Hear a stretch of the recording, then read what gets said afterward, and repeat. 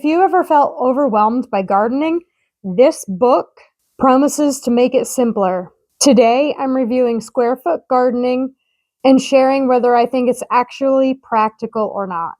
Hi, friends, welcome back. If you're new here, my name is Jen. On this channel, we discuss gardening and nature, foraging, prepping, and dog adventures. Today, I'm sharing a book review of Square Foot Gardening by Mel Bartholomew. So, just exactly what is square foot gardening? It's actually a pretty simple concept.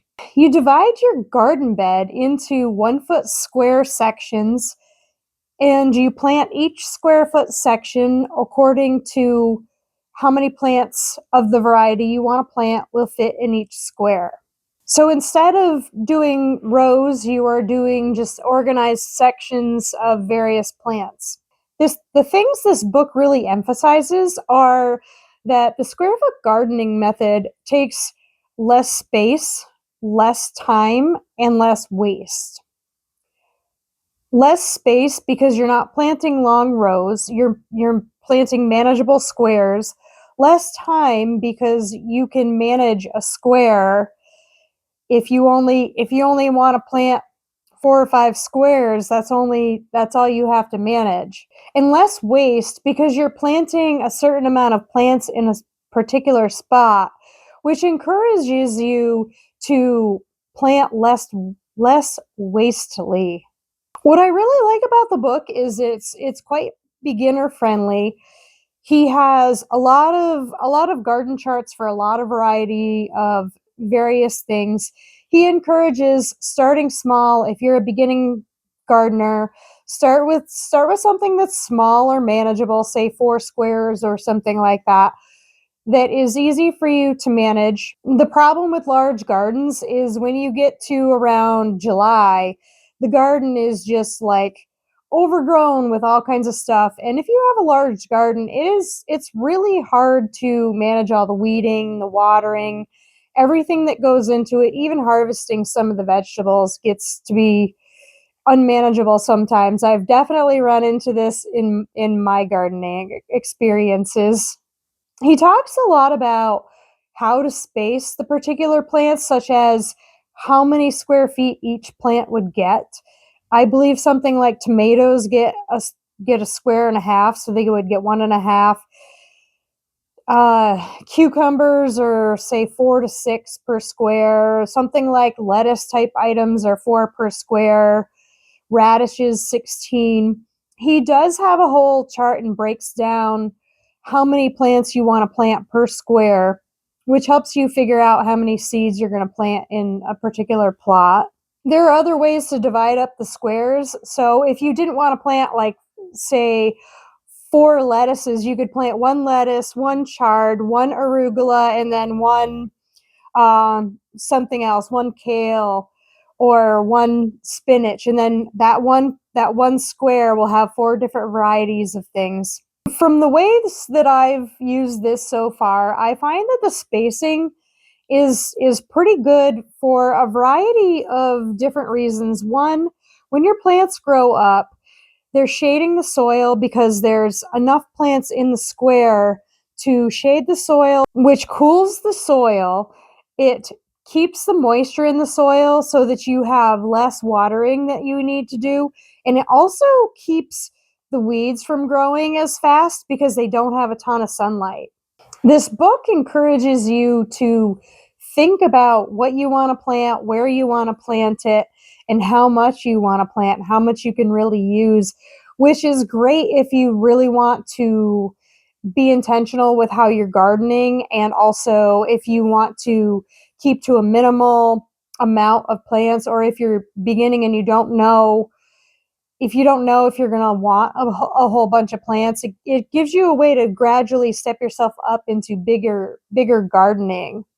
This method works great if you have a limited amount of space, or, like I said, you're a beginner.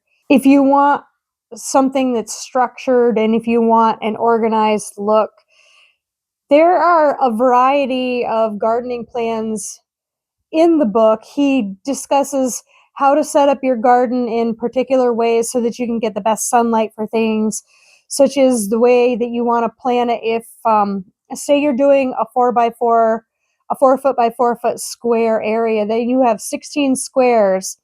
On one side, you can start a trellis where you can grow, say, a tomato, and then you can grow some cucumbers, and then, say, a winter squash that'll grow up the trellis.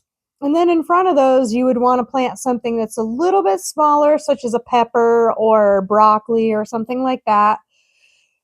And then in front of that, you'd want something that's even smaller and smaller going on down so that you don't shade the plants in the back. He discusses how to do that, how to orient the garden beds so that they can get the most sunlight. I have mentioned in a previous garden planning video that I was trying to implement more of the square foot garden methods that I've seen in this book. I'll link the video where I did the garden planning at the end of this video.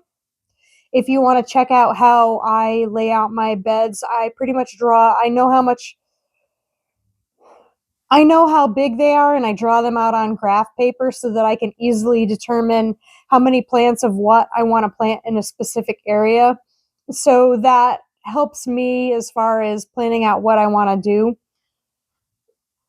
One of the biggest things that I really like about this method is that you've got a specific area with specific amounts of plants, and I like the idea of giving them enough space so they can grow big enough that they don't leave open spots in the ground, so you won't have as many weeds.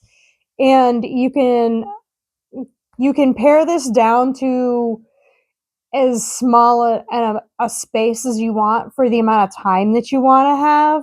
If you don't have a lot of time to do a lot of weeding and stuff like that, this can help you manage having a garden and being able to grow something, anything. There were some things that I was kind of thinking were a little maybe outdated and a little questionable in the book.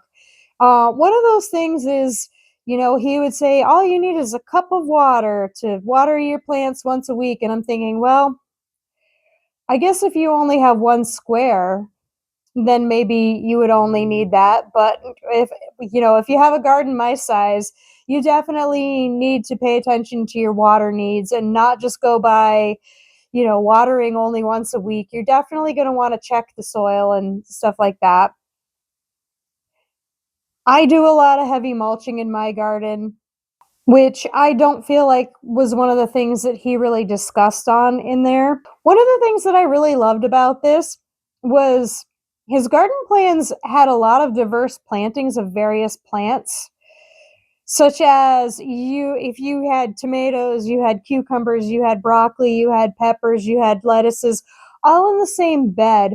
That has a tendency to confuse pests, which will give you less pest pressure. If you have an entire bed of all tomatoes, the pests that want to eat all tomatoes are going to hone right in on that one bed. But if you have a variety of other plants growing in that same bed, they're going to be like, oh, they'll chew out, they'll be like, oh, that's not a tomato, that's not a tomato. Well, where's the tomato? It's not as easy for the pests to find the plants if there's a variety of plants growing. I feel that the square foot gardening method would not work for you very well if you're, say, a market gardener or a commercial crop farmer, something like that. If you're using machinery to harvest your vegetables, it's definitely going to be harder if it's in a square area, even if you used an entire bed. Other than those instances, I would say that you can adapt the square foot method to any other way of gardening that you choose. Overall, I feel that Square Foot Gardening is a very easy book to read.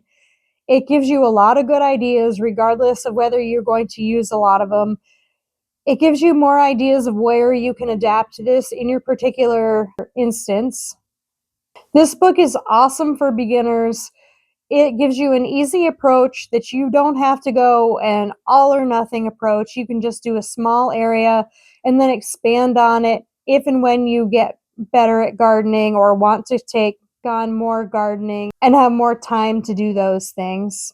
If you want to find this book, I will put a link for it in the description below. I got my copy at Goodwill. You can search around at thrift stores and see if you can find a copy there. Let me know in the comments down below if you guys have ever used the square foot garden method or if you're interested in trying it out. Be sure to like and subscribe to see more content like this. I'll see you in the next one.